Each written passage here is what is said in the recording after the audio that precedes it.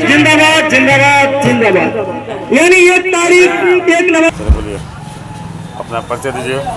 मैं सोनू शर्मा गुरु, नगर मंत्री भारतीय जनता पार्टी। तो आज जो ये चुनाव प्रचार चल रहा है जी, ये नाट मंडली के साथ, तो इसमें आपकी भूमिका क्या है? वो पार्टी द्वारा और माननीय सांसद जी द्वारा आदेशित है कि लोकसभा 72 क्षेत्र में चुनाव प्रचार करवाओ, तो उस आदेश का पालन कर रहे हैं। ये अब की बार 400 पार, इसका लक्ष्य के उद्देश्य क्या है? पार्टी का आदेश है, माननीय देश के यशस्वी प्रधानमंत्री जी का ये नारा ही नहीं, ये संकल्प है 140 करोड़ देशवासियों का कि अब की बार 400 पार करना है। आपके प्रत्याशी माननीय नीरज शेखर जी हैं जी पिछले 2 बार सांसद रह चुके हैं जी इस बार वो सांसद बनने जा रहे हैं, जी। तो क्या विकास की रफ्तार क्या होगी? पहले की अपेक्षा इस बार रफ्तार क्या रहेगी? विकास की रफ्तार बहुत तेज होगी और जैसा कि पूर्व सांसद माननीय बलिया लोकसभा 72 के केंद्रीय कार्यालय पर जो प्रत्याशी है माननीय नीरज शेखर जी, तो आइए हम लोग के बीच एक ऐसे नेता मौजूद हैं, उनसे कुछ जानकारी लेते हैं। भाई साहब, अपना परिचय दें। मैं संतोष कुमार पांडे, जिलाध्यक्ष भाजपा किसान मोर्चा बलिया। किसान मोर्चा के आप जिलाध्यक्ष हैं।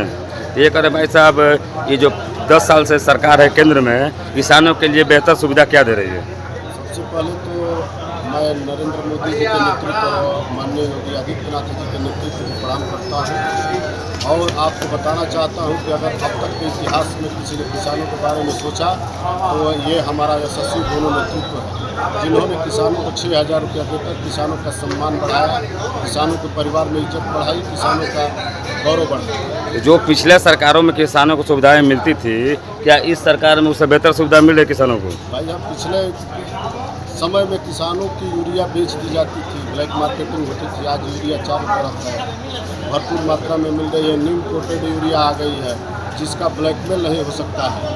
और पहले हम उपस्थित हैं ये लोकसभा क्षेत्र के केंद्रीय कार्यालय पर। माननीय नीरज शेखर जी जो लोकसभा के प्रत्याशी हैं, उनका केंद्रीय कार्यालय है। तो यहाँ कुछ नगर पालिका के नेतागण दिखाई दे रहे हैं, तो उनसे कुछ जानकारी लेते हैं। भाई साहब, अपना परिचय दें। जय श्री राम।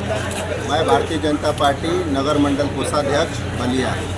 आप जो चुनाव चल रहा है, इस चुनाव में आपकी भूमिका क्या है? सर्वप्रथम तो मैं आपके चैनल के माध्यम से सभी नगरवासियों को यह सूचित करना चाहता हूँ कि मेरी भूमिका केवल और केवल कमल के फूल को जिताना है।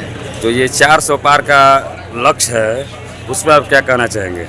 400 पार का लक्ष्य इसलिए दिया गया है कि संगठन को पता है कि समस्त भारत देश की जनता जो है कमल के फूल को पसंद करती है और इस बार 400 पार जाने वाला है। विपक्षियों को दर्द कम हो, इसलिए पहले से ही उनको बता दिया गया है कि भारतीय जनता पार्टी 400 के पार जा रही है। और भारतीय जनता पार्टी का इस साल का मुद्दा क्या है इस चुनाव का?